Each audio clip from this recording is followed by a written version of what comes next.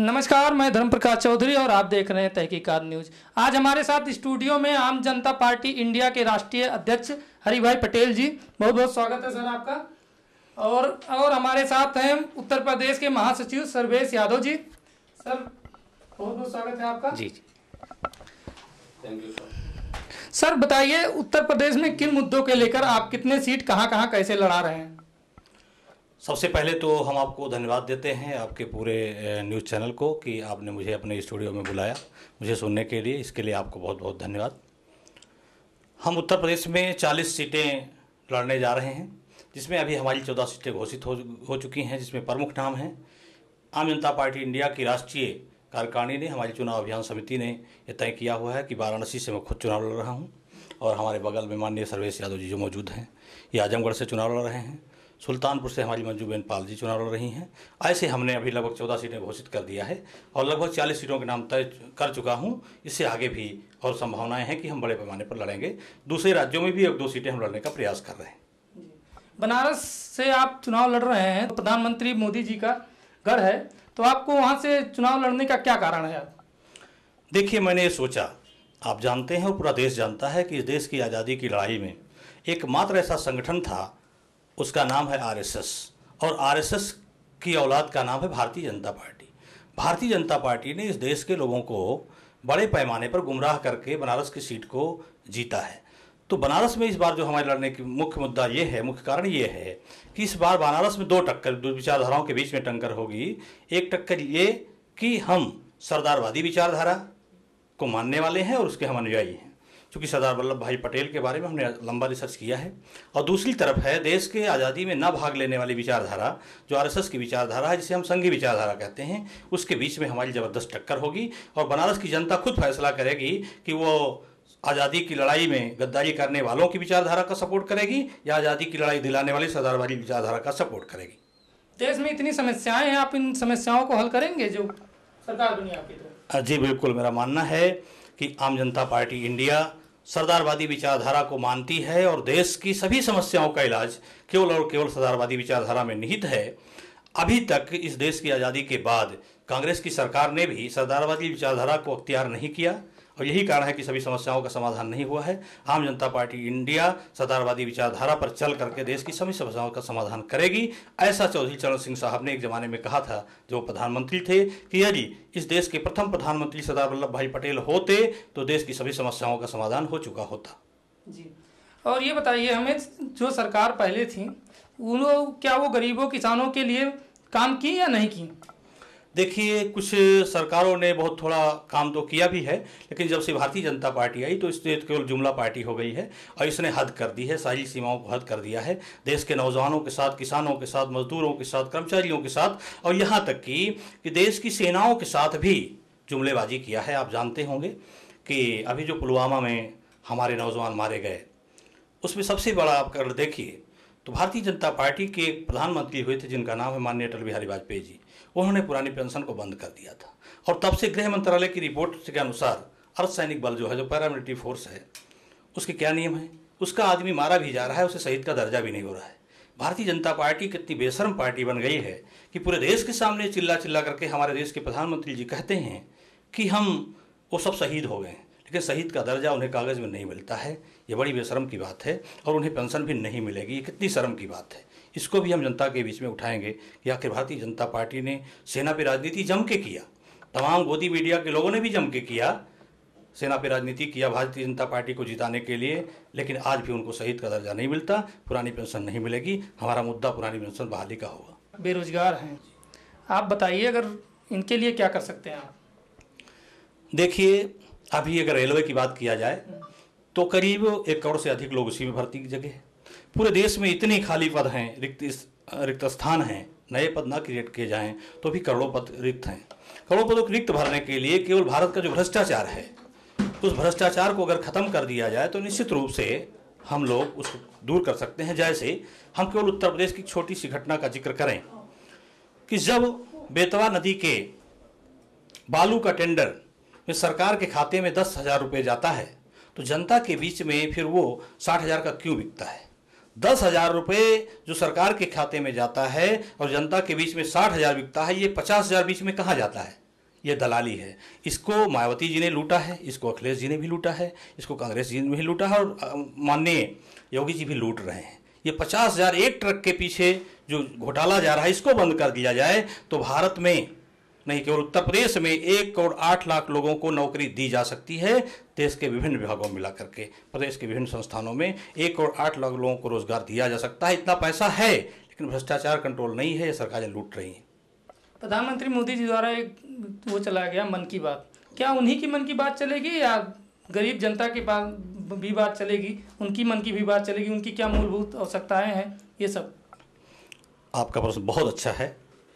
आप देखते होंगे देश की जो गोदी मीडिया है, यदि इस पर अपनी जनता अपने मन की बात कहना चाहे या हम अपनी मन की बात कहना चाहें, जनता के मन की बात को हम उठाना चाहें, तो वो आपको दिखाने के लायक नहीं है। मैं इसीलिए आपको कहा कि आप धन्यवाद के पात्र हैं, हमारी तरफ से बधाई है कि आपने मेरे जैसे लोगों को, जो नई पार्टी बन रही है, ऐसे लोगों को भी अपने स्टूडियो में तवज्जो दिया है, सम्मान किया है और मुझे बुलाया है कि जनता के बीच में हमारी आवाज़ जाए। लेकिन जो देश की गोदी मीडिया है, तमाम चैनल तो ऐसे हो गए हैं, वो सिर्फ भाजपा की न्यूज़ चलाएंगे, दूसरे की नहीं चलाएंगे। उनके रिपोर्टर में अगर आपने भाजपा के खिलाफ बोल दिया है तो आपकी न्यूज़ चलनी नहीं है। ऐसी गोदी मीडिया इस समय कर चुकी है। और ये ऐसा दौर है, देश का ऐसा संकटकालीन दौर है कि जब हमारे देश की संघीय विचारधारा ने विधायिका, कार्यपालिका, न्यायपालिका के साथ साथ पत्रकारिता पर भी कब्जा कर लिया है, तो इस संकट के दौर में नौजवानों को आगे आना चाहिए और इस संकट के दौर से लोकतंत्र और देश को बचाने के लिए भारतीय जनता पार्टी को हर हाल में हटाना चाहिए। क्या आपको लगता है युवाओं की आवाज़ दबाया जा रहा है? जी बिल्कुल, युवाओं की आवाज़ दबाई जा रही है और गोदी मीडिया बड़े पैमाने पर दबा रहा है। उसके मन की बात नहीं की जा रही है। केवल नरेंद्र मोदी जो फेंकना चाहते हैं, उसी फेंक को ही, उनके फेंक को ही देश की बहुत सारी मीडिया दिखा रही हैं। कुछ एक आध साथी हैं, ऐसा नहीं है। धरती कभी वीरों से खाली नहीं होती है। आप जैसे और तमाम छोटे छोटे तमाम चैनल भी हैं और कुछ अच्छे चैनल भी हैं जो जनता की आवाज़ को उठाते हैं, युवाओं के मन की बात करते हैं। लेकिन ज़्यादातर बड़े पैमाने पर जो है तमाम लोगों ने आज गोदी मीडिया की भूमिका में खड़े हो गए। महिला उत्पीड़न पर कुछ बताइए आप। देखिए, शायद आप ये जानते भी होंगे कि भारत की एकमात्र ऐसी पार्टी है जिसका नाम है भारतीय जनता पार्टी। भारतीय जनता पार्टी दुनिया के सबसे नंबर 1 पर इस विषय में टॉप की है कि इसके नेताओं ने सबसे अधिक महिला उत्पीड़न में भाग लिया है। केवल उत्तर प्रदेश में इनके विधायकों की संख्या जो लगभग 325 है, उसमें से 115 से अधिक विधायकों के ऊपर या तो महिला उत्पीड़न के रिपोर्टें दर्ज हुई हैं या उनके समर्थकों के ऊपर दर्ज हुई। पहली बार भारत में किसी पार्टी के विधायकों के ऊपर महिला उत्पीड़न के इल्जाम आए हैं और जिनकी संख्या 325 में 115 है और सरकार अभी 2 साल चलते हुई है। और 3 साल में मुझे लगता है कि भारतीय जनता पार्टी के कम से कम 250 विधायक महिला उत्पीड़न में शामिल होंगे, उनके मुलजिम बनेंगे। आने वाले समय में बहुत बड़ा मुद्दा हो रहा है, इसको भी हम लोग बड़े पैमाने पर उठाएंगे। इनका कहना था बेटी बचाओ और बेटी पढ़ाओ, लेकिन इन्होंने ये जनता को नहीं बताया था कि बेटी बचाओ मगर किससे। मैं आज कहता हूँ कि इन्होंने स्पष्ट कह दिया था, पहले ही छुपा लिया था अपने एजेंडे को, पहले ही कहा था बेटी बचाओ भारतीय जनता पार्टी के नेताओं से। और आज देश की जनता को मैं अपील करता हूं कि भारतीय जनता पार्टी के नेताओं से अपनी बेटियों और बहुओं को बचाना होगा। और जो हमारी टीम है वो राष्ट्रभक्त टीम है, हमारी सरदारवादी सोच है, उनकी संघ की सोच है। और हमारा अभियान भी होगा संघ हो शराब मुक्त भारत। जिस प्रकार से शराब एक नशा है, शराब एक नशा है, लेकिन उससे भी खतरनाक नशा है वो धर्म का नशा है जो भारतीय जनता पार्टी इस्तेमाल करती है। और इसलिए सबसे पहले संघ मुक्त भारत होना चाहिए, उसके बाद शराब मुक्त होना चाहिए। किसी भी देश में पहले संघ पर प्रतिबंध होना चाहिए, उसके बाद शराब पर प्रतिबंध होना चाहिए। यदि हमारे लोग जीत करके बड़े पैमाने पर आते हैं तो इसको हम संसद में भी आवाज़ को बुलंद करेंगे। सरकार में जाने का भी मौका मिलता है तो उस पर भी हम निश्चित रूप से संघ पर पाबंदी लगाएंगे। और ये इसलिए लगाएंगे, ये हमारी सोच नहीं है, सरदार वल्लभ भाई पटेल की सोच है। 1948 में 4 फरवरी 48 को उन्होंने आरएसएस के लगभग 40,000 कार्यकर्ताओं को 2 बजे रात के अंदर गिरफ्तार कर लिया था। और हमारी पार्टी की सरकार बनते ही भारत के सभी आरएसएस के कार्यकर्ताओं को गिरफ्तार कर लिया जाएगा और सरदारवादी सोच को देश में विकसित किया जाएगा। किसी भी जाति धर्म को, हिंदू, मुस्लिम, सिख, बौद्ध, जैन, ईसाई, कोई भी धर्म और किसी भी जाति को एक दूसरी जाति पर हमला करने का अधिकार नहीं होगा, यह भारतीय संविधान कहता है। ये इस पे क्या चौकीदार पे कुछ कहेंगे आप? देखिए, चौकीदार पर हम कहेंगे, लेकिन सबसे पहले तो हम आपसे ये बताना चाहते हैं कि भारतीय जनता पार्टी लगभग 1000 नौजवानों को फर्जी आईडी के नाम पर, गूगल फर्जी आईडी लेकर के और एक अभियान चला रही है जिसमें फर्जी फेक न्यूज़ डालती है। वो जो फेक न्यूज़ डालती है ये उसमें 1000 से अधिक लोग उनके काम कर रहे हैं, इसलिए इस अभियान में जनता को गुमराह करने में ज़्यादा कामयाब हो रही है। लेकिन इसका मुंहतोड़ जवाब दिया जाएगा। रही बात चौकीदार और चाय की, चाय चूंकि नरेंद्र मोदी जी ने तो कभी बेचा नहीं है। मैं गुजरात में गया हूँ, 2009 से गुजरात में देखा हूँ। हमारी पार्टी का जन्म भी गुजरात से ही हुआ है, गुजरात से ही ज़्यादा लोगों ने हमारी पार्टी को समर्थन भी किया है। तो उन्होंने कभी चाय तो बेची नहीं है, लेकिन चाय का इस्तेमाल बड़े पैमाने पर इसलिए किया क्योंकि देश में चाय बेचने वाले भाइयों की दुकानें हैं, लेकिन उन्होंने चाय के लिए तो कुछ नहीं किया। ठीक इसी प्रकार से देश के चौकीदारों के लिए कुछ करने वाले नहीं हैं, लेकिन चूंकि चौकीदार नामक जो शब्द है उस शब्द को ये इस्तेमाल बड़े पैमाने पर करना चाहते हैं, ताकि हर फैक्ट्री के गेट पर एक चौकीदार भाई हमारा बैठा होता है और वो इनका समर्थक बन जाए, इसलिए कहते हैं कि हम चौकीदार हैं। बाकी ये चौकीदार नहीं है। जब चौकीदार इतना बड़ा चोर निकला कि आप जानते हैं कि देश के सारे घोटालेबाज इन्हीं के शासन में निकल गए। जब पुलवामा में हत्या होती है हमारे नौजवान भाइयों की, तो उसका जिम्मेदार कौन है? उसका जिम्मेदार तो चौकीदार ही होगा, जो जांच के घेरे में था। कैसे वहाँ पर पहुँच गया, वहाँ कैसे RDX इतने बड़े पैमाने पर पहुँच गया, ये सवाल बहुत सारे हैं जिंदा। तो ये सारे सवाल चुनाव में हम उठाएंगे, बड़े पैमाने पर उठाएंगे। चलिए बहुत बहुत धन्यवाद। हमारे साथ हैं महासचिव सर्वेश यादव जी, इनसे भी जानेंगे। अब आजमगढ़ से चुनाव लड़ रहे हैं अखिलेश यादव जी के साथ, जो पूर्व मुख्यमंत्री हैं, आप इनको मात देने में क्या क्या करेंगे? देखिए, आज तहकीकात चैनल पर जो आपने हमें समय दिया उसके लिए बहुत बहुत बधाई के पात्र हैं और मैं बहुत साधुवाद देता हूं। सबसे पहले तो मैं उन अमर शहीदों के लिए कोटि कोटि नमन करता हूं जिन्होंने इस देश को स्वतंत्रता दिलाने में अहम भूमिका निभाई, और जो सीमा पर लगे हमारे शहीद हुए हैं और सैनिक जो लगे हुए हैं उनको भी मैं बहुत बहुत बधाई देता हूं। और इसके साथ साथ मैंने देखा कि हमारे अखिलेश जी के अंदर क्या है कि पहले माननीय नेताजी मुलायम सिंह जी केवल ही नेता थे और उनके बाद में उनके भाई नेता हुए, सारे लोग अब घर में चाचा भतीजे सभी लोग हो गए। तो इनके अंदर क्या है कि एक अपना परिवारवाद है। ये भी देखना चाहिए कि देश में या हमारे प्रदेश में जो हमारे साथी हैं जिन्होंने अपना योगदान दिया है, जो लगे रहे हैं, तो उनको भी हक मिलना चाहिए। जो 18 साल और 25 साल का होता है वो बस सांसद बन गया, विधायक बन गया, और आप खूब पार्टी में लगे रहिएगा, आपको कहीं कुछ मिलने वाला नहीं है। दूसरी बात, चलिए हम लोगों को नहीं भी कुछ मिलता तो कोई बात नहीं है, लेकिन हम लोगों की आवाज़ तो जानी चाहिए, सुननी चाहिए थी, और वो आज तक उन्होंने हम लोगों की भावनाओं की कदर नहीं की। मैं तो ये कहता हूँ कि जो भी हो सरकार, लेकिन जनता की भावनाओं की कदर करना चाहिए। अब मुद्दे बताइए, आप मुद्दे क्या लेके उनके सामने उतर रहे हैं? 5 मिनट में बताइए मुद्दे क्या रहेंगे आपके। देखिए, मुद्दों की बात है तो तमाम मुद्दे हैं। मैं तो ये चाह रहा हूँ, अखिलेश जी ने भी इस टाइप के कुछ कार्य किए हैं, जैसे कहते कि शिक्षा जगत को मैंने बहुत बढ़ाया, लेकिन शिक्षा में भी उन्होंने कोई खास दिमाग नहीं लगाया और ना ही उस पर कुछ किया। उन्होंने कहते रहे और वही योगी सरकार भी यही कर रही है।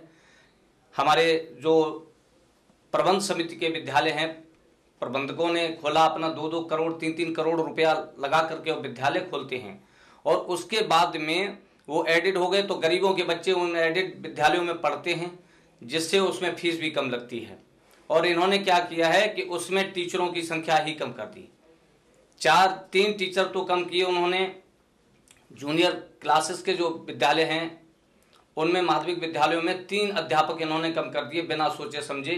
और ये हमारी बसपा सुप्रीमो मायावती जी का एजेंडा था, लेकिन वो लागू नहीं कर पाई थी, और अखिलेश जी ने ये नहीं सोचा कि ये मायावती जी का एजेंडा है, इसको हम न करें, लेकिन उन्होंने उनकी जो एजेंडा रखा हुआ था उसी को उन्होंने फॉलो कर दिया।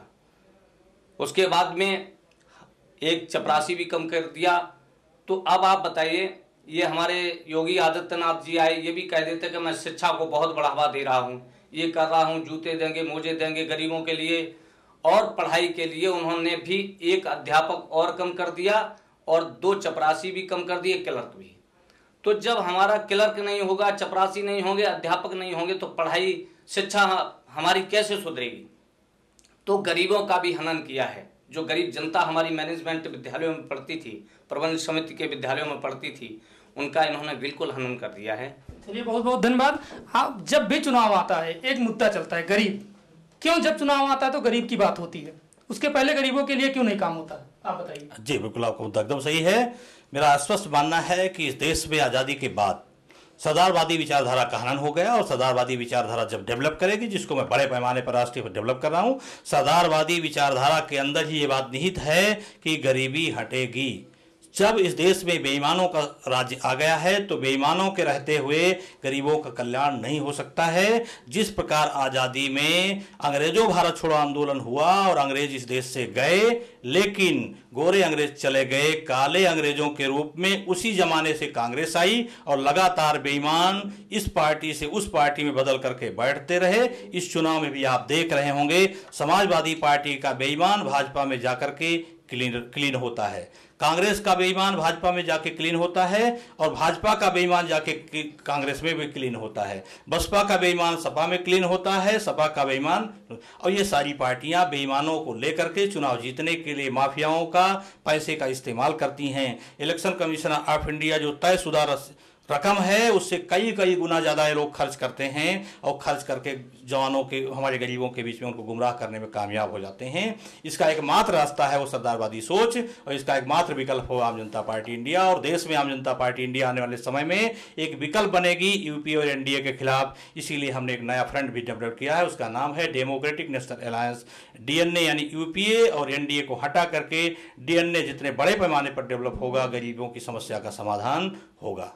लोगों की आवश्यकताएं, मूलभूत आवश्यकताएं हैं शिक्षा, चिकित्सा, इसको बढ़ावा ना कोई सरकार पिछले 70 साल से कांग्रेस सरकार थी ना इस पर कुछ काम की, ना 5 साल से भाजपा सरकार थी इस पर कुछ काम की। आप बताइए आप क्या करेंगे? देखिए, जो हमारे मौलिक अधिकार हैं, रोटी, कपड़ा, मकान, शिक्षा, सुरक्षा एवं स्वास्थ्य, हमारी पार्टी का मुख्य एजेंडा ही है। रोटी, कपड़ा और मकान, शिक्षा, सुरक्षा और स्वास्थ्य पर जीएसटी नहीं होना चाहिए। और सरदार वल्लभ भाई पटेल ने बारडोली आंदोलन में इस बात को कहा था कि दुनिया के किसी भी शासक को अपने देश की जनता के ऊपर रोटी, कपड़ा, मकान पर टैक्स लेने का अधिकार नहीं है। यदि ऐसी सरकार करने की जरूरत करती है तो जनता को चाहिए कि कान पकड़कर कुर्सी से नीचे खींच कर पटक दे। और इस चुनाव में इस बात को हम बड़े पैमाने पर उठाएंगे कि सरदार वल्लभ भाई पटेल की इस बात को फॉलो किया जाए, किसी भी समाज पर टैक्स नहीं होना चाहिए। इस मुद्दे को हम बड़े पैमाने पर देश में ले जाएंगे और शिक्षा, सुरक्षा, स्वास्थ्य, इस पर ही हमारा मुख्य रूप से काम होगा। जो हमारे मौलिक अधिकार हैं, ये मौलिक अधिकार जब भी डेवलप होंगे और जब भी देश की जनता को मिल जाएंगे, देश की सारी समस्याओं का समाधान हो जाएगा।